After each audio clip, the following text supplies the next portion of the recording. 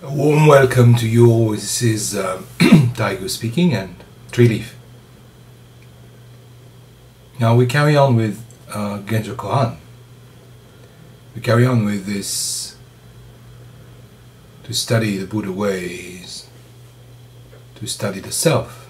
And to study the self is to forget the self. What does it mean? To forget the self. First of all, I'd like to say that we have, every day, many identities. I am a teacher sometimes I'm a daddy, sometimes I'm a friend, sometimes I'm a partner, I'm a lover, sometimes I'm just somebody passing by. So, I have various masks. And I relate to people in various ways. We all do. Does it mean that we are all these people? Or even a single one of them? Not really. It's a bit like the light caressing the water. It's a bit like the wind making the lake shiver. In a sense, there is no light, there is no shiver. So, forgetting the self is to drop the will and the habit of clinging to these various identities. We may display them joyfully,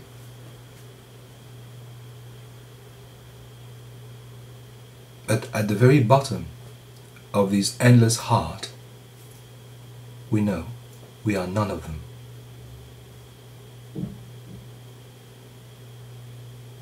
We can have this joyful participation to life.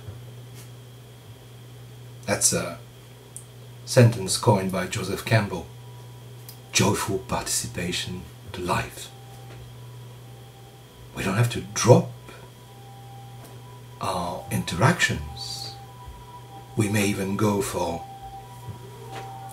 fighting for rights, for people, for ourselves, or for our beloved ones.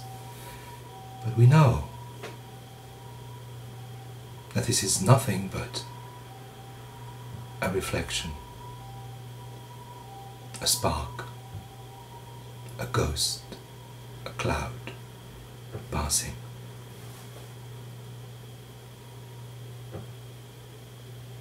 Forgetting the self.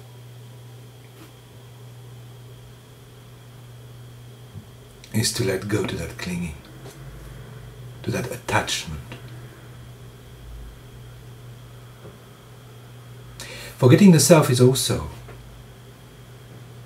and that goes along with what I said before, to release lifetime habits.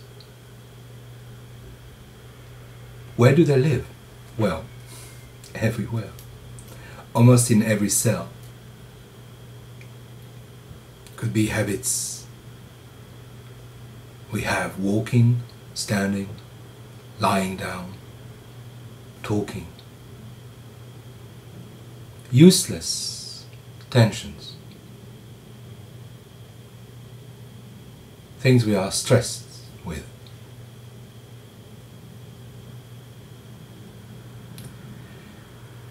Forgetting the self is forgetting this body of suffering.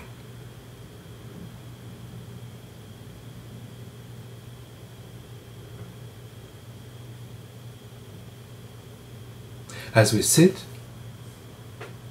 as we are in Shikantaza, we are given the opportunity not only to live in a non-judgmental space, but also to display a body of freedom, For anyway,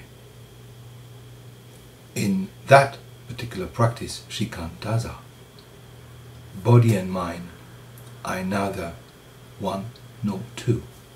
They cannot be separated.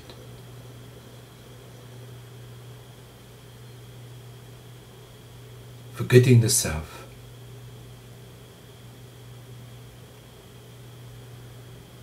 is to find there is nobody.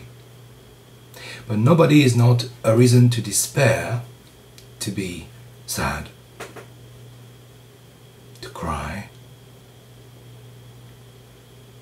Nobody is a great opportunity to rejoice. In fact, we are nothing but everything.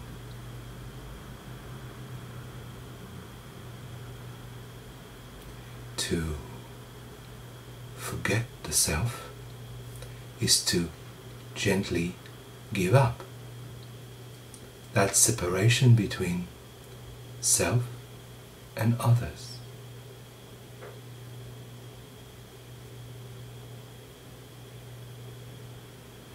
I say to give up the separation, actually, the idea of separation, because actually nothing is separated.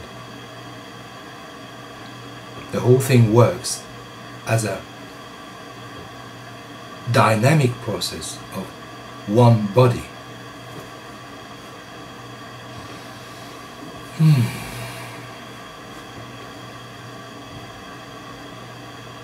So you see, people come to Zen practice with great ideas of enlightenment and personal realization.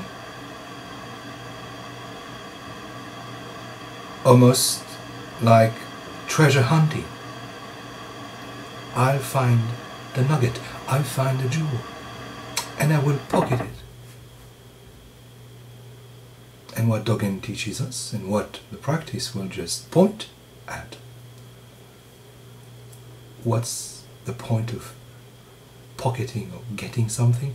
You are already.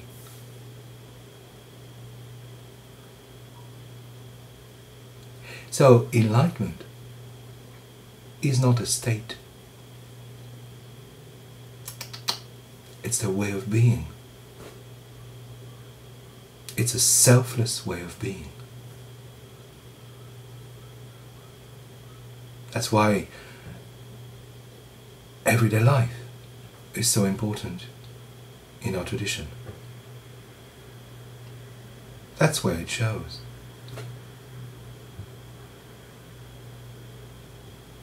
That's where it can be seen, working in, through, out of everybody.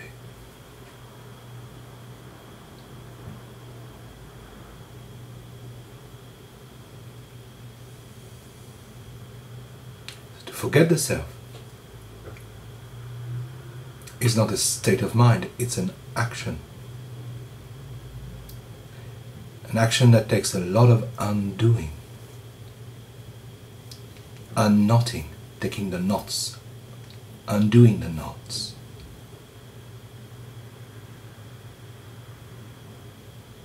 And questioning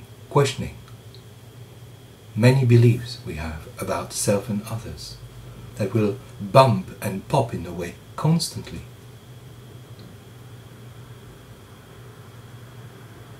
To study the self and to forget the self is a process, endless process. You cannot claim one day, I've got it. The very fact you do, I've got it, is a brilliant illustration of how blind you are.